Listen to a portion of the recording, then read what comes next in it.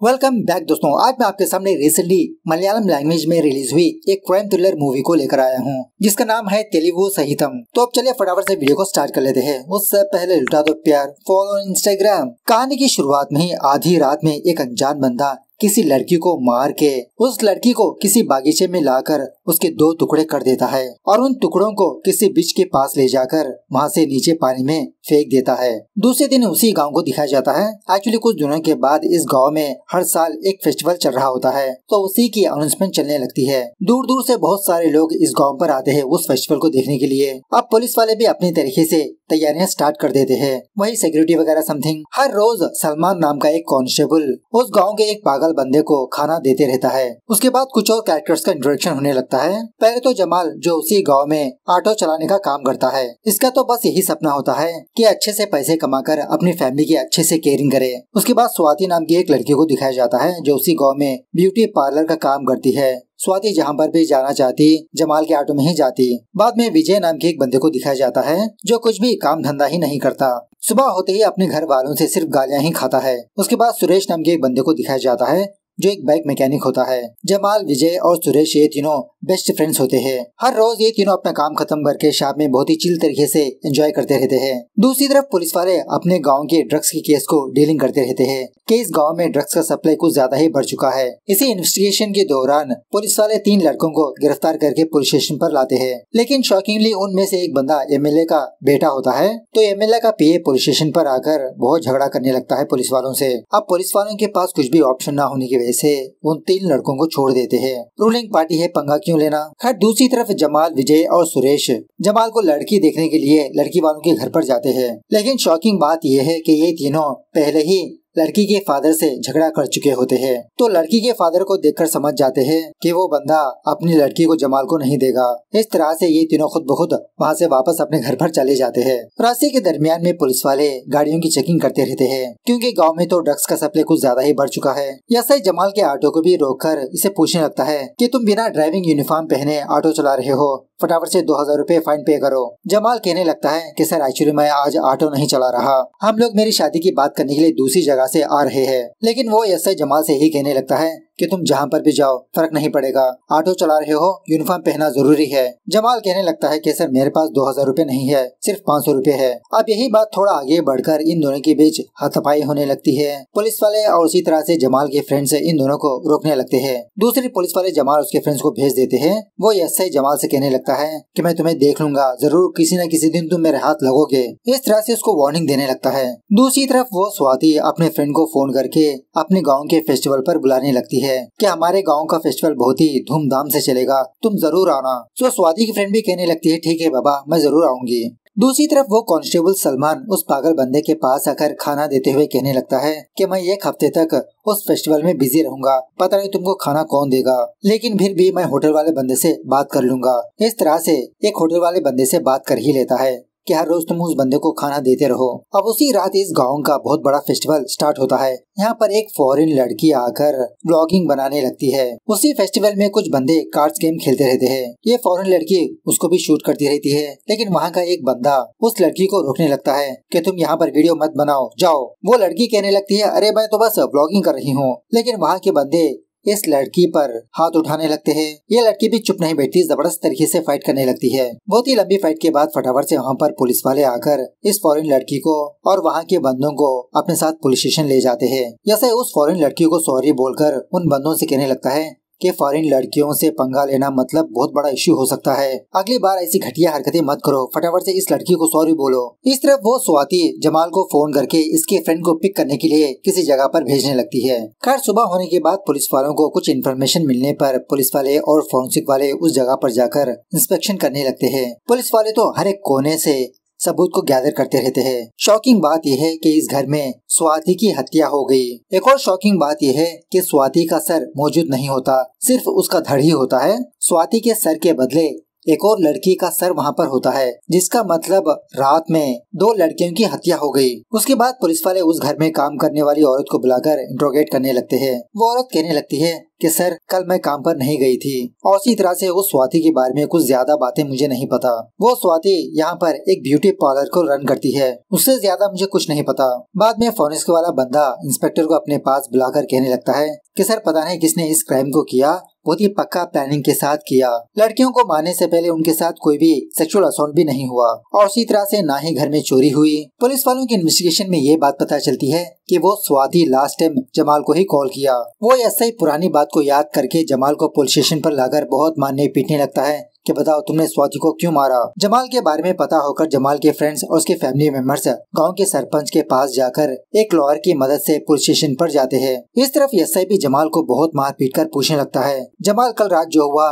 वो पुलिस वालों को बताने लगता है कि कल रात स्वाति जमाल को फोन किया था उसकी फ्रेंड को पिक करने के लिए। तो जमाल उसी तरह से बस स्टॉप पर जाकर उसकी फ्रेंड को पिक करके स्वाति के घर के पास ड्रॉप करके वो वापस चला गया। स्वाति के घर के पास जमाल को एक बंदा देखा होता है। वो बंदा पुलिस वालों को बताने पर पुलिस वालों ने जमाल को गिरफ्तार किया होता है। उसके बाद गांव का सरपंच और लॉयर पुलिस स्टेशन पर आकर जमाल की जमानत करने लगते हैं। पुलिस वाले तो जमाल को छोड़ देते हैं लेकिन कुछ कंडीशंस को रखकर। खैर दूसरे दिन जब एक औरत तालाब में अपने कपड़े धो रही होती है तो तभी किसी का धड़ बहते हुए इस औरत के पास आता है। ये औरत डर के मारे फटाफट से पुलिस स्टेशन पर जाकर ये बात बताने लगती है। पुलिस वाले इंस्पेक्शन करके ये फाइंड आउट करने लगते हैं कि स्वाति के क्राइम सीन के पास जो सर पाया गया उस सर का धड़ यही हो सकता है। यही खबर सारे टीवी न्यूज चैनल्स में भी टेलीकास्ट होती रहती है। दूसरे दिन गांव का सरपंच और कुछ गांव वाले मीडिया के सामने आकर हल्के से धरना करने लगते हैं कि पुलिस वाले इस केस को सीरियसली नहीं ले रहे, ढंग से इन्वेस्टिगेशन नहीं कर रहे, ये केस सीबीआई को सौंपना चाहिए।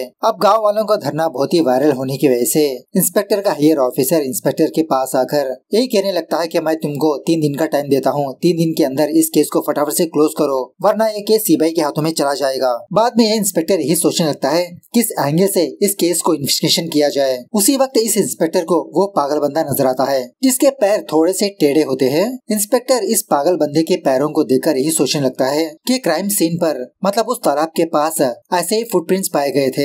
पुलिस वाले फटाफट से उस पागल बंदे को पुलिस स्टेशन पर ले जाने लगते हैं। ये देखकर आसपास के गांव वाले पुलिस वालों को रोकने लगते हैं। क्या आप लोग एक मासूम को इस केस में फंसाना चाहते हो? अगर आपको केस को सॉल्व करना नहीं आता तो केस सीबीआई के हाथ में थमा दो। इंस्पेक्टर गाँव वालों को समझाने लगता है कि मैं बस एक छोटे से इन्वेस्टिगेशन के लिए इस बंदे को ले जा रहा हूँ, इसके साथ हम कुछ भी मारपीट नहीं करेंगे। पुलिस वाले उस पागल बंदे को पुलिस स्टेशन पर लाकर काफी सारे सवाल पूछने लगते हैं लेकिन वो पागल बंदा कुछ भी जवाब ही नहीं देता। जब इंस्पेक्टर उस पागल बंदे को पुलिस स्टेशन से भेजने ही वाला होता है तो ये देखता है कि ये पागल बंदा किसी की स्केच बना रहा है। तो इंस्पेक्टर यही स्केच उस पागल बंदे को दिखाकर पूछने लगता है कि तुम ये किसकी स्केच ड्रॉ कर रहे हो, कौन है ये बंदा, क्या तुम इस बंदे को जानते हो? लेकिन पागल बंदा जवाब ही नहीं देता, बस मुस्कुराते रहता है। इंस्पेक्टर अपने स्टाफ से पूछने लगता है क्या तुम में से किसी ने इस बंदे को देखा, क्या कोई क्रिमिनल रिकॉर्ड है इसका? तो पुलिस वाले ना का जवाब देते हैं। थोड़ी देर के बाद एक कांस्टेबल एक वीडियो देखकर वही वीडियो अपने इंस्पेक्टर को ले जाकर दिखाने लगता है। एक्चुअली फॉरेन लड़की ने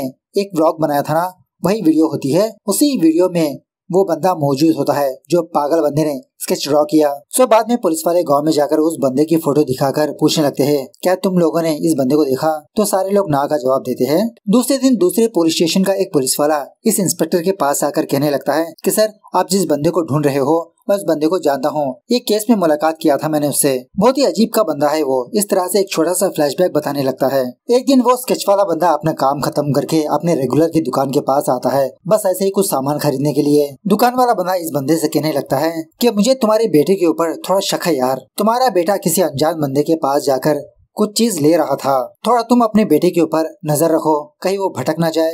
ये बंदा तो दुकान वाले बंदे की बातों को लाइट लेने लगता है। दूसरे दिन जब ये बंदा अपने बेटे के कमरे पर जाता है तो उसका बेटे का फोन रिंग होते रहता है। फोन करने वाली स्वाति होती है। जब फोन पिक करके यही बोलने वाला होता है कि मेरा बेटा घर पर नहीं, स्वाति कहने लगती है कि अगर तुमने मुझे पैसे नहीं दिया तो तुम्हारी फैमिली की इज्जत सरेआम नीलाम कर दूंगी। ये बंदा यही सोचने लगता है कि आखिरकार मेरा बेटा उस लड़की के पास क्या खरीदा था। उसी कमरे की जब अलमारी में तलाश करने लगता है तो वहाँ पर कुछ ड्रग्स के पैकेट्स मिलते हैं इसको। तब जाके इस बंदे को सारी बात समझ में आती है। थोड़ी देर के बाद उस बंदे का बेटा वापस अपने घर पर आकर अलमारी से अपने ड्रग्स को निकालने की कोशिश करने लगता है लेकिन वहाँ पर वो मौजूद नहीं होता। अपनी माँ से पूछते हुए गुस्सा करने लगता है कि यहाँ पर मैंने कुछ पैकेट्स रखा था, कहाँ पर है वो। उसके बाद काम खत्म करके जब वो बंदा वापस अपने घर पर आता है तो उसके घर के पास काफी सारे लोग जमा हो चुके होते हैं। बात यह है कि इस बंदे का बेटा नशे की हालत में ड्रग्स ना मिलने की वजह से इसकी माँ को ही मार दिया। थोड़ी देर के बाद वो लड़का रियलाइज हुआ कि मैंने अपनी माँ को मार दिया।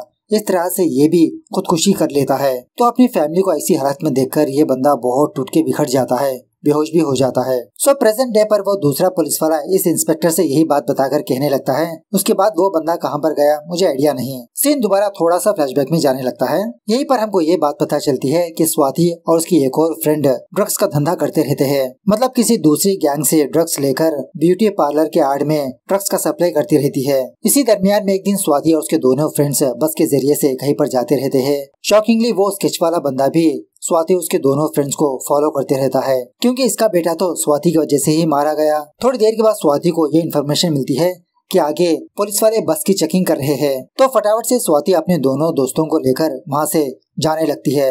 इसी हड़बड़ाहट में उसकी हैंडबैग एक कील से फंस के रह जाती है। अपनी बैग निकाल नहीं पाती। अपनी हैंडबैग को वहीं पर छोड़कर ये तीनों बस से उतर जाते हैं। खैर प्रेजेंट डे पर वही बंदा अपने हाथ में बैग लेकर उसी पुलिस स्टेशन के पास आकर उस बैग को टेबल के ऊपर रखता है और उसी तरह से बहुत ही अजीब तरीके से हंसने लगता है। जब पुलिस वाले उस बैग को ओपन करते हैं, शॉक में रह जाते हैं। उस बैग के अंदर स्वाति का सर होता है।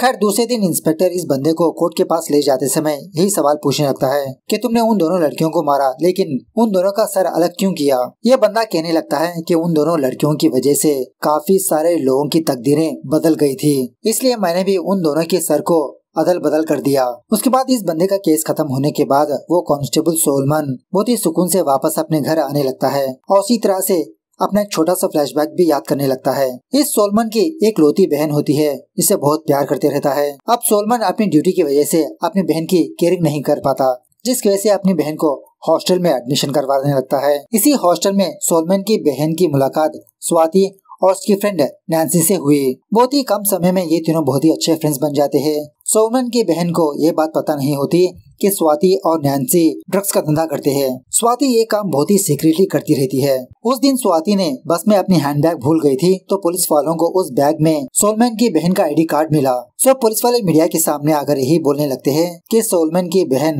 ड्रग्स को सप्लाई कर रही है। बदनामी की जिंदगी ना सहते हुए सोलमन की बहन ने आत्महत्या कर लिया। ये खबर सुनने के बाद वो स्केच वाला बंदा सोलमन के पास आता है कि सॉरी सर, मैंने नहीं सोचा था कि आपकी बहन के साथ ऐसा होगा।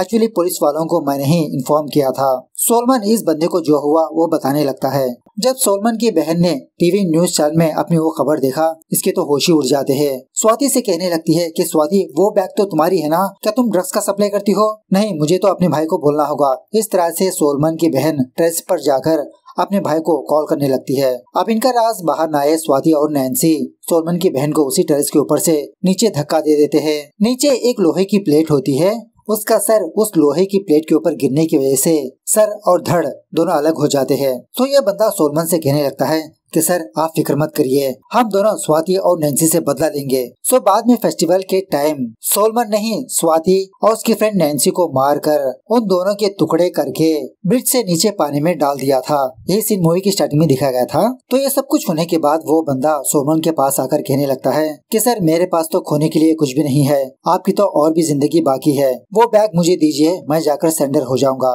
इस तरह से स्वाति का सर उस बैग में रखकर सरेंडर हो जाता है। सो प्रेजेंट डे पर सोलमन अपनी बहन की कब्र के पास आकर बहुत फील होने लगता है। इस तरह से ये मूवी यहाँ पर दी एंड होती है। मिलते हैं अगली वीडियो में, तब तक take care, bye bye, see you soon.